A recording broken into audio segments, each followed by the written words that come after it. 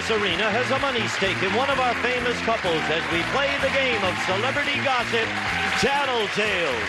And here's the star of Tattletales, Bert Convy.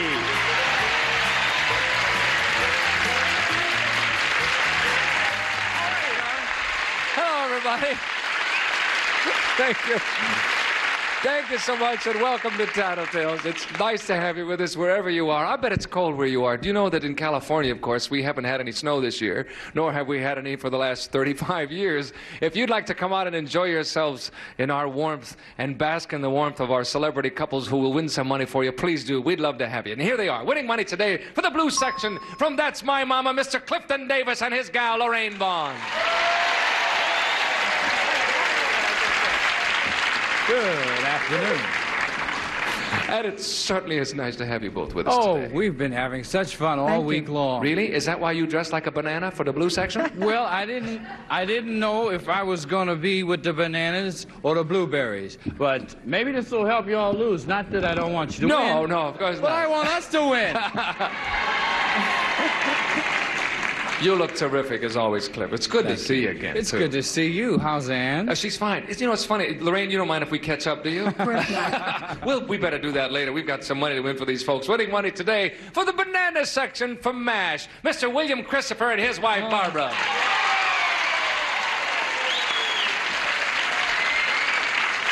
That's a lucky section.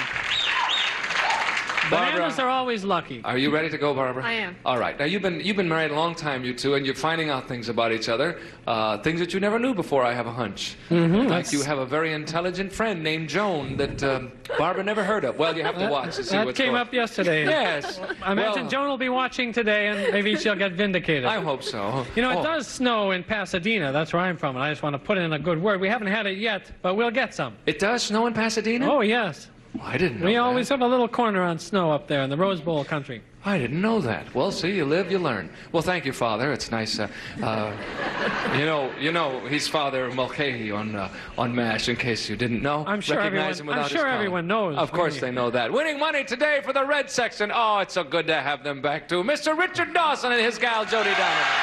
Thank you.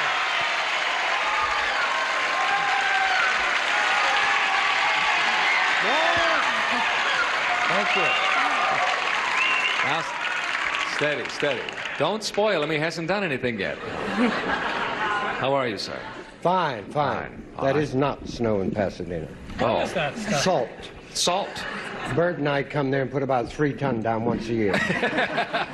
Right down the chimney. Yes. Jody, how are you, darling? Swell, thank you. Swell? Okay, if you're all ready to go, here's the voice question. It's worth $150, and it's for you ladies. Ladies, if you had to make a choice, do you think that most women say they've had less experience in love than they've actually had, or more experience in love than they've actually had? If you had to make a choice, do you think most women say more or less? Think it over, ladies. Good question, I think, and we'll find. I think the standard way of asking this would be to ask a man. Do you think men?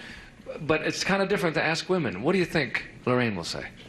Well, Would you say the whole question one more time? If you had to make a choice.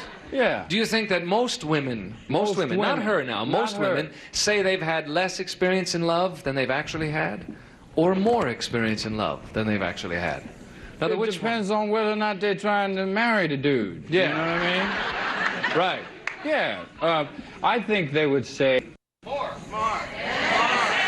The Don't blue listen to the section bananas. is trying to say less. And there's a lady who looks like she's had a little experience. I sort of have to, I have to agree. I think the women would say less. You'll say the women will say less. Yes, I think so. Okay. Most women. All right, here she comes. Let's bring on Lorraine. Lorraine, would you say that most women would say they've had less experience in love than they've actually had, or more experience than they've actually had? This isn't a personal question. No. Most women is how we've said it. I'd say less. That's right.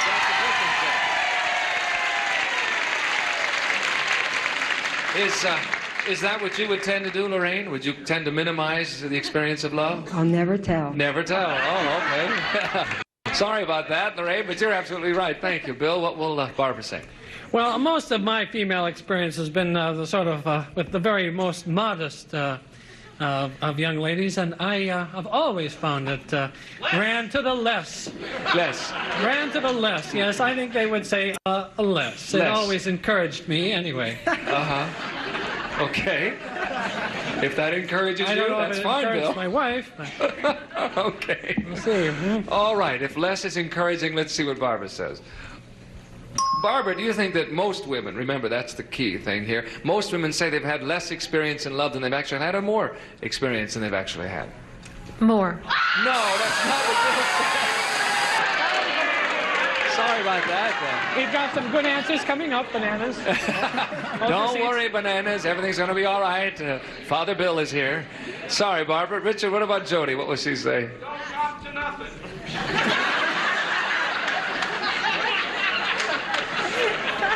Don't talk to nothing. Okay. I remember when I was starting to date girls the first time, all I ever heard was, "I've never done this before." And I always figured they were either lying or very quick studies, because I think Jody will say less. You think she'll say? Surprising how quick they catch on, isn't it? Yes. Let's bring it on. Practice makes perfect. Jody, do you think that most women, remember that's this question, say they've had less experience in love than they've actually had, or more experience than they've actually had? I think they say less. That's what you would say. You're absolutely right, and so are Lorraine and Clifton, and they split the opening pot in half, and we'll come back in a moment after this message for you. We've got a lot more show, a lot more questions. See you in a moment.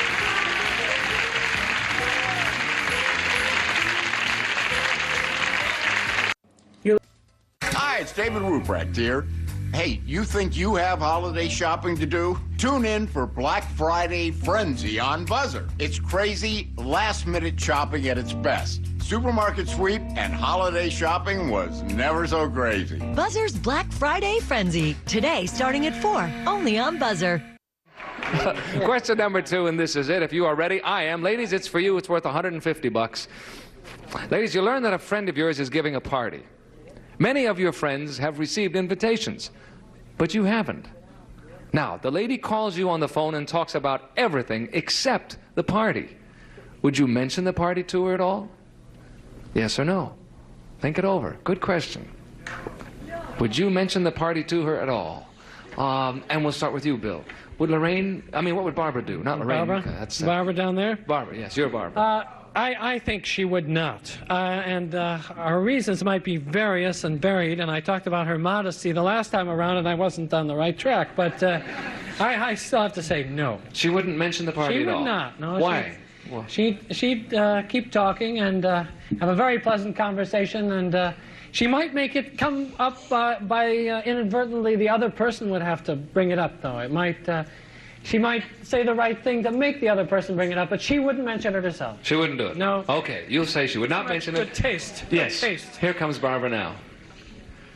Barbara, you find out now that this friend of yours is giving a big party. Is her name Joan? No. That goes back to another Joan, day. indeed. But she doesn't invite you, and she calls and she doesn't mention it. She keeps on talking. Would you mention the party to her at all? No. That's right. That's what Bill said. You got it. Boy. It would be tempting, though, wouldn't it? It'd be a terrible predicament to me. Well, you solved it anyway. Richard, what about Jody? What would she do? No! Jody's, she wouldn't be inhibited about it, except I'm sure if the friend hadn't invited her, she would assume there would be a reason for that. You know? Yes. And she'd be very sporting about it. She'd probably order 800 pizzas to arrive at the house. I don't think that she would mention it. She wouldn't say anything. No. I would, of course, and I would go to the party. Yes. And I'd say, Joe, you missed a heck of a party. Too bad you didn't mention it, Jody. You could have been there. 9 pizzas for everybody. He'll say no, she won't. Let's bring her on. Jody, now this friend calls you on the phone, talks about everything in the world except the party that she has not invited you to. It's friend, too. Mm-hmm. Would you mention the party to her at all? Also, didn't you say good friend when you said that? No, no. You learned that a friend of yours. Oh, okay. All right. I would figure that she may be giving a party for a certain bunch of friends, a certain group, and that I wouldn't mention it. That's right. You got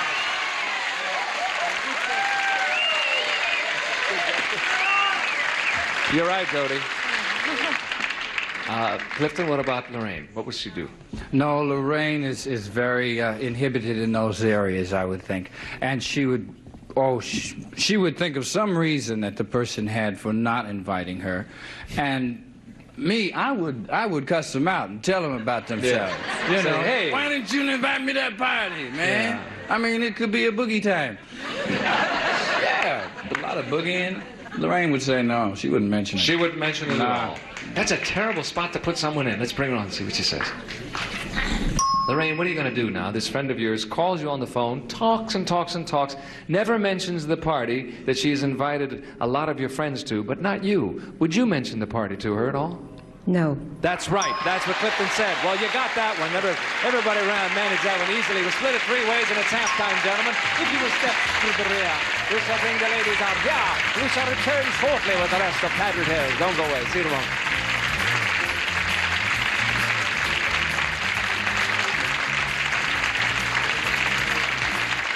This is Nerve.com.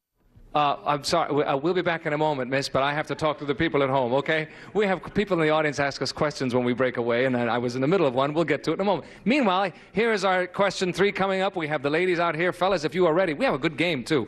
Richard, you're tied with Clifton with 125, and Bill, you have $50, but you're by no means out of it. This question is worth $150, and here it is. Man, Evel Knievel has accomplished all kinds of daring feats. What would you say is the most daring feat you've ever done? Think it over, fellas, and we'll come back. Off they go. Oh, Gene Wood is terrible. His mind, our minds work alike. We'll start with you, Jody. The only daring feat that I've ever heard about, and I hope I have this right, I believe Richard went in one of those hand gliders. He did? Yeah, yes, I'm trying to remember if it was up in Malibu or something. As long as it wasn't down in Malibu. Yeah, I believe he did that. I hope he wasn't just making it up to that is. He might have, but then he'll say it. That's very daring. And he came out okay, obviously. Yes. Either that or he landed on his head, which was account for a lot of things. You say hang gliding. Let's bring on Richard. Richard, what would you say is the most daring feat you've ever done? Well, the most daring, but this is not my answer because I know Jody doesn't know about it. Oh, okay. I fought a bull in Spain once. No, she didn't know about that. No, but I know that, so that's not my answer. Right. That was probably the most daring and the most foolish. Yes. Very hard to pray in 4 languages and look at a bull. I would say hang gliding. That's it. That's what I know about. All right. Richard, I remember the words. Yea, though I fly over the valley of the shadow of death. Yes. Please let me get down safely. Was that an incredible experience? Yes, it was. Would you do it again? No, at first I would have a wisdom tooth taken out through my ear.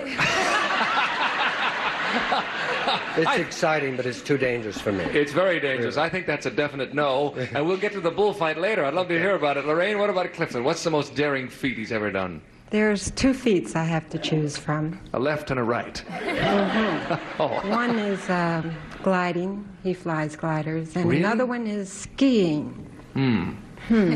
I think I'm going to say skiing. Skiing. What kind of gliders? Hang gliders? No. No, gliders.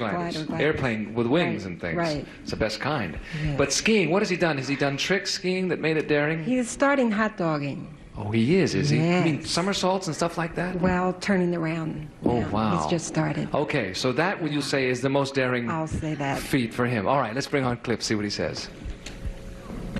Cliff, what would you say is the most daring feat that you've ever done? Well, the most daring thing I ever did, I can't say because Lorraine doesn't know about that. Okay. But I think she might say it's skiing from the top of a mountain. That's it. You got it. That's what she said. And it was scary, too. Cliff, you've got to share the pot for the blues section. Just for fun, what was the one that she doesn't know about? When I was 16, I we used to go swimming in Lynn, Massachusetts, at this bridge, I think the MacArthur Bridge, and we used to dive off of this bridge that was so high, I mean, it was frightening. And one day a cop came along, we were standing there, and he says, "You kids get down." We said, "Okay." And we all jumped. You all jumped. I hit the water. I didn't jump off of that anymore. No. It was scary. Hit the water pretty hard there. Well, it turned out fine. You're absolutely correct, and we'll move to Barbara. What will Bill say? I don't know. This is a really tough one. And I think Bill's daring is in another area, so I will take a gamble on this. Well, tell us that other area when he first. Was, We're dying to hear what that other area is, aren't you? When he was first getting started in his career in New York, he was up for an important part on Broadway, and he had had many auditions, audition after audition, and he was really sure he was right for the part.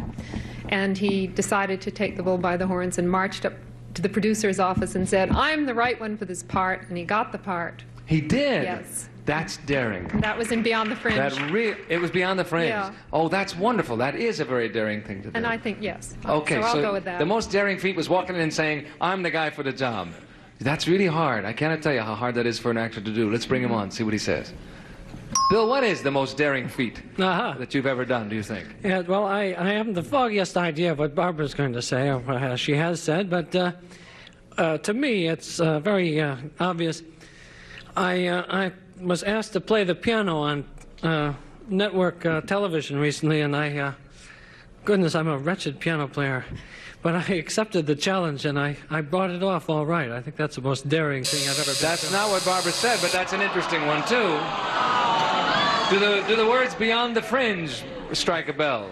Well, actually, of course, I was looking very much forward to getting onto Broadway, and I think I was geared up for that. But I'm not a professional piano player, and I thought to be able to get through a piece of music, as I was playing before the show, and a stagehand walked up and my hands froze.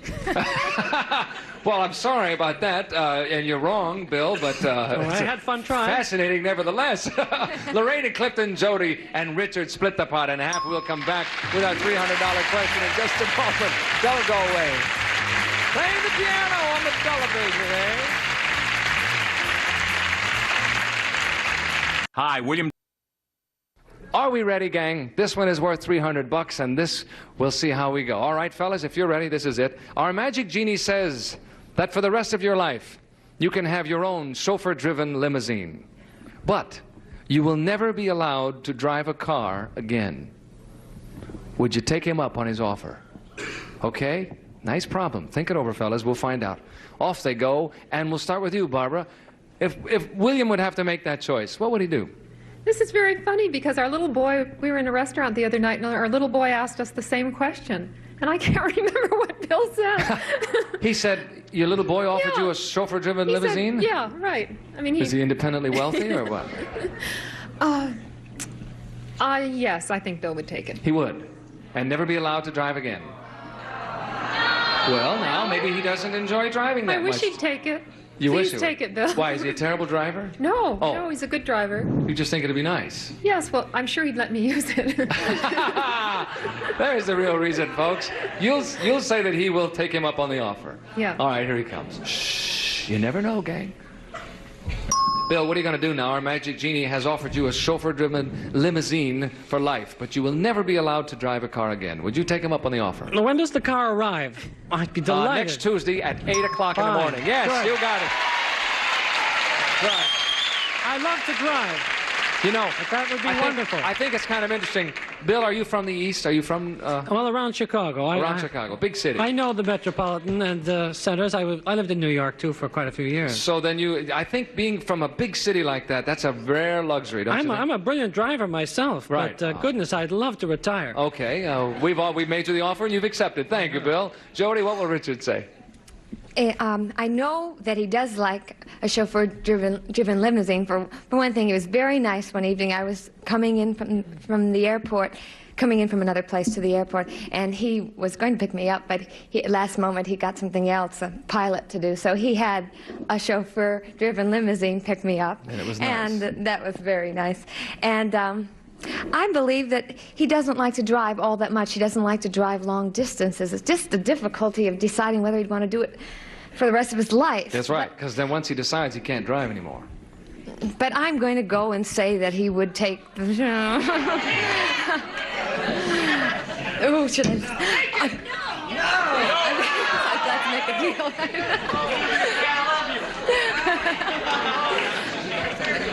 I'm going to say that he would not take it. He would not take it. Okay. They swayed you, didn't they, Jody? I have a feeling. Let's bring him on. Here he comes. Shh. Richard, your choice is a chauffeur-driven limousine for life, but never driving again, or not. Would you take our Jeannie up on that offer? How old is the little girl who's going to be driving me around? No, that's not part of the question, sir. We didn't qualify that. It's just a chauffeur who will drive you. I don't like being driven. I'd say no. That's right. I can't believe she got that. She was dead set on giving you that limousine and changed her mind at the last moment. Absolutely right, Richard. Thank you. Lorraine, what will Clifton do? I think that Clifton would take it. He would. He likes it, huh? Okay. I think he would. She's going to say yes. Let's bring him on. Shh. They thought so. They was wrong, too. Now, remember that. Here comes Clifton. Clifton, what are you going to do? Our Genie says he will give you a chauffeur-driven limousine for life, but you can never drive again yourself. Would you take him up on the offer? I'd tell him to stick his limousine back in the bottle. I love to drive. No, that's not what Lorraine said. That means Barbara and William, Jody and Richard split the pot in half. However, time is up, and the red section with Jody and Richard have won it. We'll come back in a moment and let you know exactly how much Jody and Richard have won. See you in a second. Are you? Happy buzzer birthday to game show host and scholar Ben Stein. Richard and Jody did it today. They won $350. We had $1,000, $1,350 in the red section. It's all we have time for. Bert Convey saying so long, everybody. See you next time. This is Dean Wood speaking for Tattletales, a Mark Goodson, Bill Codman production.